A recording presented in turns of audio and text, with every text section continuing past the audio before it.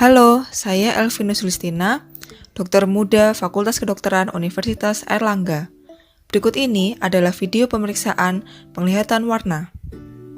Penglihatan warna yang normal membutuhkan fungsi makula dan saraf optik yang sehat. Banyak bentuk kelainan penglihatan hadir dalam populasi, dengan sebagian besar memiliki asal genetik atau bawaan. Sangat sedikit individu yang benar-benar buta warna, tetapi lebih ke gangguan melihat rangkaian warna.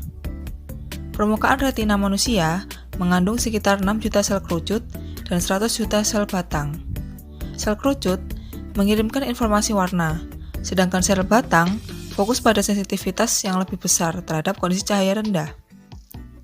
Penglihatan warna dihasilkan oleh kombinasi sinyal dari 3 jenis pigmen visual dalam sel kerucut, yaitu merah, hijau, dan biru.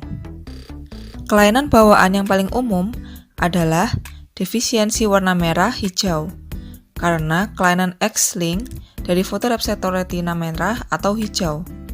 Ini mempengaruhi sekitar 8% laki-laki dan kurang dari 0,05% perempuan. Defisiensi warna biru kuning secara bawaan disebabkan oleh kelainan fotoreseptor biru dan tidak terkait seks. Terjadi secara merata pada kurang dari 1% pria dan wanita.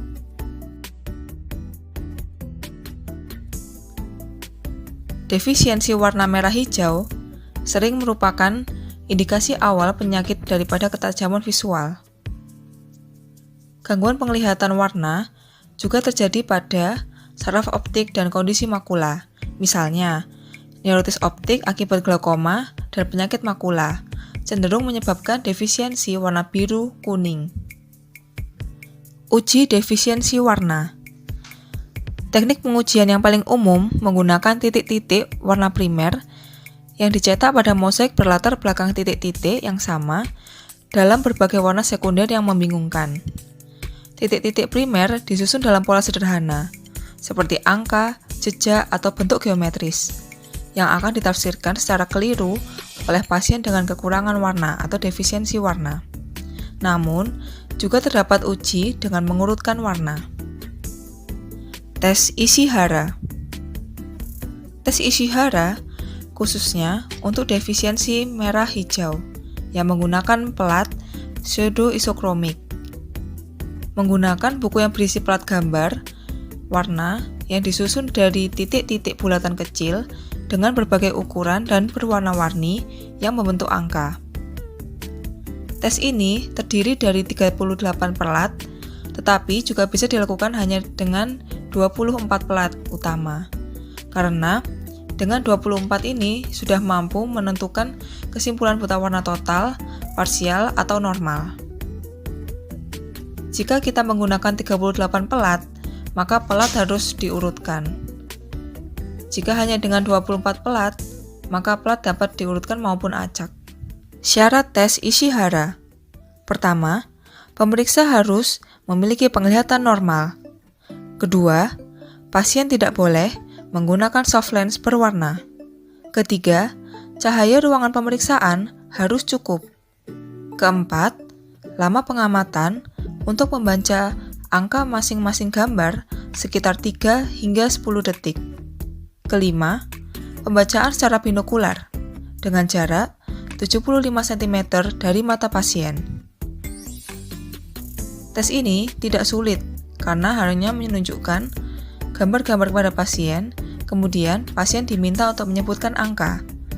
Contohnya seperti gambar di sebelah kanan. Berikutnya, jenis plate pada tes Ishihara. Terdapat 5 jenis. Yang pertama, introduction plates. Dapat dibaca oleh orang normal maupun dengan defisiensi warna. Tidak diperhitungkan dalam penilaian. Yang kedua, transformation plate. Orang dengan buta warna membaca dengan angka yang berbeda dengan orang normal. Yang ketiga, vanishing plates. Hanya dapat dibaca oleh orang normal. Yang keempat, hidden digit plate. Hanya dapat dilihat oleh orang-orang dengan defisiensi merah hijau. Dan yang terakhir, yang kelima, diagnostic plate. Untuk membedakan jenis defisiensi warna dan derajat keparahannya. Berikut adalah kesimpulan dan kriteria dari tes Ishihara dengan 38 pelat. Selanjutnya adalah kesimpulan dan kriteria pada tes Ishihara dengan 24 pelat.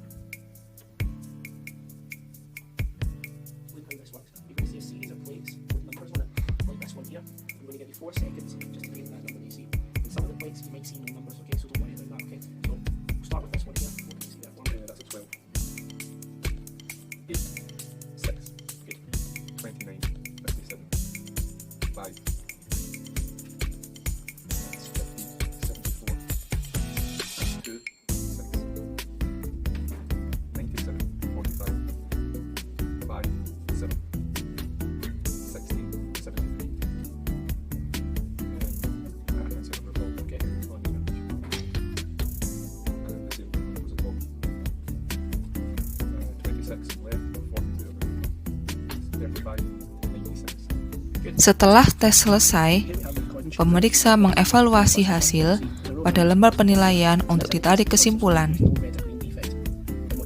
Tes Farnsworth merupakan color arrangement test. Tes ini mampu menentukan defisiensi warna tertentu, seperti defisiensi warna merah atau protan, hijau atau diotan, dan biru atau tritan.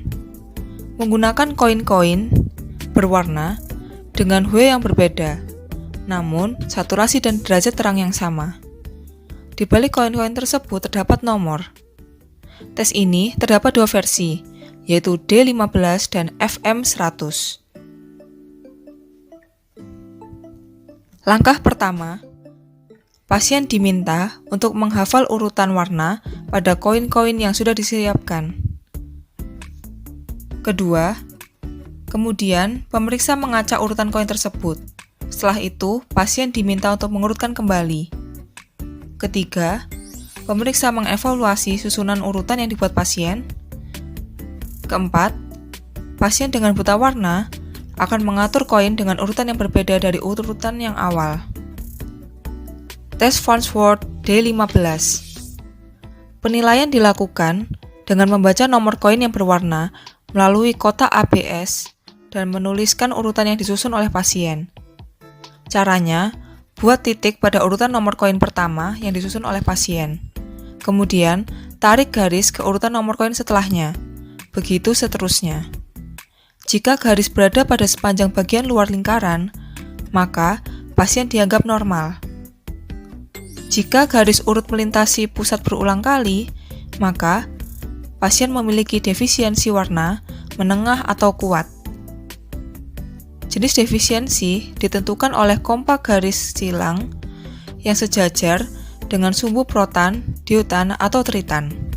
Misalnya, pasien menyusun 1, 15, 2, 3, 14, 13, 12, 11, 10, 9, 8, 7, 6, 5, 4. Hasilnya nanti akan tampak seperti pada gambar.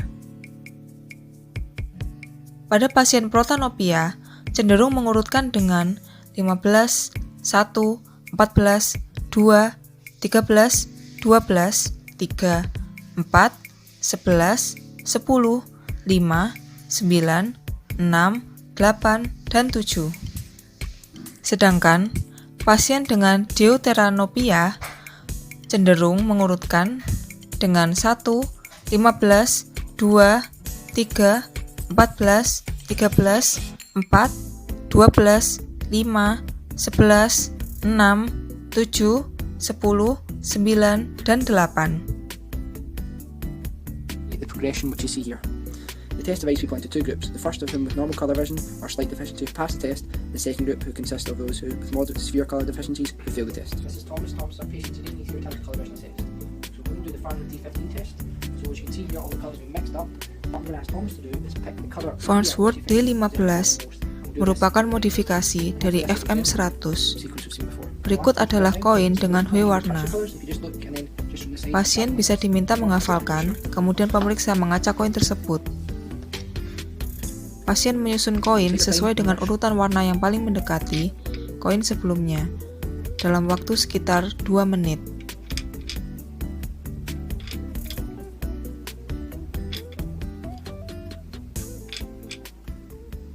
Setelah tes selesai, pemeriksa mengevaluasi hasil berdasarkan susunan koin yang dibaliknya sudah terdapat nomor. Caranya, buat titik pada urutan nomor koin pertama yang disusun pada pasien. Kemudian, tarik garis ke urutan nomor koin setelahnya. Begitu seterusnya. Jenis defisiensi ditentukan oleh kompa garis silang yang sejajar dengan sumbu, protan, deutan, atau tritan. Prinsipnya sama dengan D15. Yaitu pasien diminta menyusun koin sesuai dengan urutan warna yang paling mendekati koin sebelumnya. Hanya saja, jumlah koin pada FM100 jauh lebih banyak.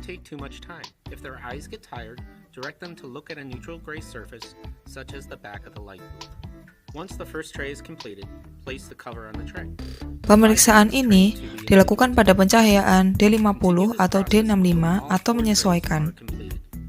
The test is then scored using the included FM100 Hue Test scoring software. To score the test, simply turn over the tray. Lift off the bottom panel from Setelah itu, susunan urutan nomor warna akan diinput pada aplikasi Fastword Munsell 100 Hue pada komputer. Kemudian, lakukan analisis.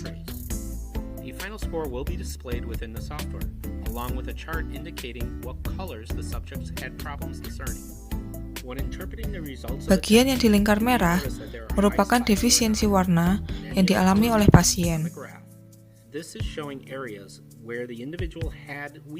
Sedangkan total error score menentukan tingkat diskriminasi warna.